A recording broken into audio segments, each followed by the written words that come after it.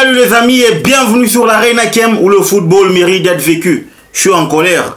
Aujourd'hui, ça va être que des débriefs à cœur ouvert, vous savez. On tend vers la fin et plus on tend vers la fin, plus on voit des réalités. Donc en gros, avant que je ne puisse développer cette vidéo, commence par t'abonner, liker et partager la chaîne. Let's go pour le débrief. Les amis, Arsenal-Chelsea.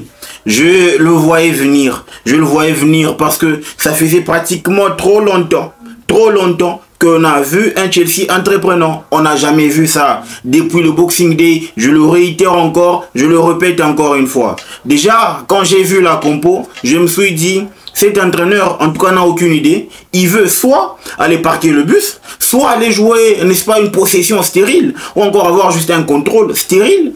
Ça s'est avéré sur le terrain.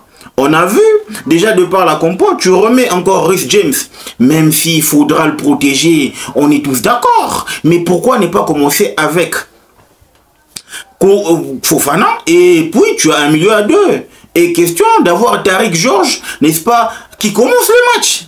Mais tu commences le match, c'est très sérieusement, avec un milieu, tu mets ok, Enzo beaucoup plus haut, on a compris. Mais à partir de quel moment tu fais jouer Pedro Neto Nkunku et en tout cas Jadon Sancho au même moment, sachant que Nkunku ces derniers temps, ça répond plus présent de par son body language, mais commence avec Tariq George. Après Tariq George, tu pourrais, n'est-ce pas, mettre Nkunku derrière l'attaquant. Par exemple, l'attaquant dans ce match, c'était Pedro Neto. Et en fin de compte, tu redescends, tu fais redescendre d'un cran notre pote ou notre vice-capitaine, Enzo Fernandez.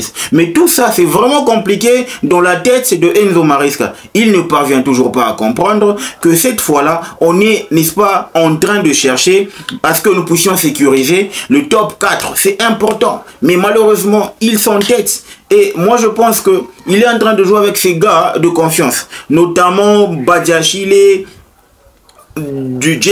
Robert Sanchez. On se rend compte que là, franchement, on a l'impression que ce sont vraiment ses enfants gâtés. Sanchez, aujourd'hui, tout son match, que des frayeurs. À partir du moment où il nous sauvait, par moment, il avait tendance à tituber pour commettre des erreurs, etc. Moi, je me suis dit, franchement, il faut vraiment qu'on parle de cette équipe de Chelsea. Parce que ça commence à faire le trop. Hier, pour la petite parenthèse, hier, j'ai vu l'équipe féminine remporter la Ligue Cup. C'était en tout cas...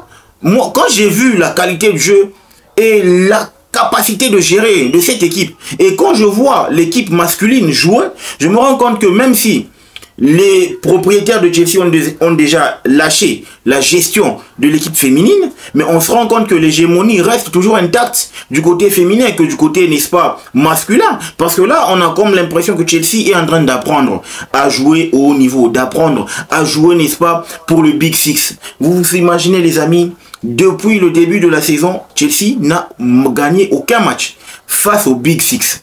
En aller, tout comme au retour, face à Arsenal, c'est un match nul et une défaite. Face à Manchester City, c'est défaite à l'aller, défaite au retour. Face à Liverpool, je crois, on ne les a pas encore joués au retour, mais on a été battus à l'aller. Face, n'est-ce pas, à une très bonne équipe de Nottingham Forest, là on a eu à faire un match nul. Mais vous imaginez, les amis, il n'y a toujours pas de victoire convaincante face au gros. Et moi je pense que quand tu veux voir, ou quand tu sais qu'une équipe est vraiment taillée pour aller chercher de grandes choses, à partir du moment où elle tape sur ses adversaires directs. Et nous, ce qu'on fait pour taper en tout cas sur nos adversaires directs, c'est des matchs nuls. Sur nos adversaires directs, c'est de la panique. Parce que on voit clairement que dans la performance individuelle aujourd'hui, il y a en tout cas de quoi se poser des questions. Reece James a été correct dans son match. Il est en train de jouer, il joue avec le tempo, il gère bien son corps, il ne veut pas se lancer, n'est-ce pas, à fond. Mais Nkunku, je ne l'ai pas vu. Nkunku, sérieusement, je ne l'ai pas vu. Soit Maresca est en train de lui donner des mauvaises consignes, soit c'est Nkunku qui ne parvient pas à s'épanouir dans ce système ou dans ce rôle que lui impose Enzo Maresca. C'est en tout cas les deux théories qui peuvent en tout cas confirmer ou encore parler de la performance de Christopher Nkunku depuis pas mal de temps maintenant. Et quand on va parler, n'est-ce pas, du changement, parce que le coach fait partie aussi de la performance individuelle. Mais à partir de quel moment, les amis? À partir de quel moment tu fais rentrer KDH? Parce que nous, on avait besoin d'un atout offensif pour nous permettre de pouvoir, n'est-ce pas, aller chercher ne fût-ce que un match nul. Ne fût-ce que un match nul. Mais, à ma grande surprise, j'ai vu KDH et Tosin Adarabioyo faire leurs entrées. Je me suis dit, le gars est en train de sécuriser la défaite. Parce qu'en deuxième période, on a été que, n'est-ce pas, stérile. On joue comme dessinateur, tu vois. Vous menez, le score est bon, c'est en votre faveur, et vous jouez. Vous faites tourner le ballon encore et encore et encore et encore et encore et encore, sans pour autant aller chercher à créer la faille dans le chef de l'adversaire. La seule faille que j'ai vue, c'est le seul tir de Kukurea. En tout cas, sur ce coup-là, on a manqué de chance. Parce que ce coup-là, Braya s'est trouvé. Mais moi, j'ai compté, malheureusement, le but, il n'est pas arrivé. Mais moi, je pense que, les amis, il faudrait vraiment que nous parlions de cette équipe de Chelsea. Parce que, en dépit de l'arbitrage qui n'était pas fameux non plus, je pense qu'avec cette équipe, on est juste en train de vivre une calamité, en tout cas collective.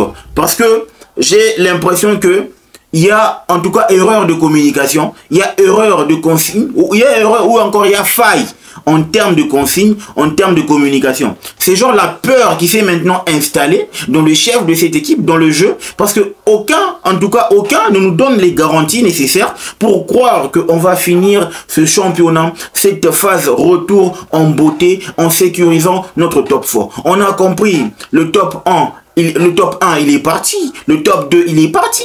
Le top 3, il est parti. Mais sécuriser au moins le top 4 pour nous permettre, n'est-ce pas, de finir en beauté. C'est tout ce qu'on demande. Mais à partir de quel moment tu joues un football aussi stérile?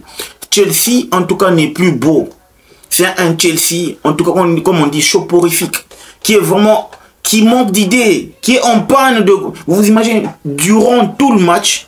On n'a vraiment pas su inquiéter, en tout cas de fort belle manière, cette équipe d'Arsenal. Parce que moi, je me suis dit, normalement, dans un derby, il faut que ce derby-là soit chaud bouillant.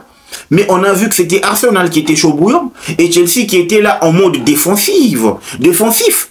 Parce que Chelsea était là, il les attendait pour contrecarrer leurs actions. Mais en aucun cas, Chelsea a cherché à créer du danger dans le chef du camp d'Arsenal. C'est là que moi je me dis, les amis, ça va être long, ça va être dur. Il reste pratiquement 9 matchs, mais ça va être dur d'aller chercher ce top 4. Ça va être dur, les amis. Tenez bon. Parce que j'ai beau, en tout cas, dire à Maresca de pouvoir, en tout cas, s'imprégner de ses prédécesseurs, de bien finir le championnat. On a bien fini avec Pochettino parce que Pochettino avait appris lors du Boxing Day. On a bien fini. Mais si on peut commencer toujours à se reposer sur des individualités qui sont incapables de pouvoir tenir, encore supporter la charge de l'équipe, je suis désolé, Maresca n'a plus en tout cas sa place à cette équipe, dans cette équipe de Chelsea. Parce que sérieusement, moi je pense que dans ce genre de circonscription, si tu veux aller chercher des résultats, tu joues Eric Georges qui présente quand même des garanties à gauche, Sancho à droite, et au milieu de terrain, tu joues soit derrière l'attaquant, comme Palmer n'est pas là, tu mets en tout cas Nkunku, comme ça qui se retrouve dans son élément. Et après, tu peux, n'est-ce pas, jouer avec une très bonne défense. Parce que moi, je me sens digne de dire que Fofana, Tosin Adarabioyo, c'est la bonne paire pour finir la saison en beauté. Virez-moi ce Badiachile, virez-moi ce Colville, mettez des gens, n'est-ce pas, dans leur position naturelle.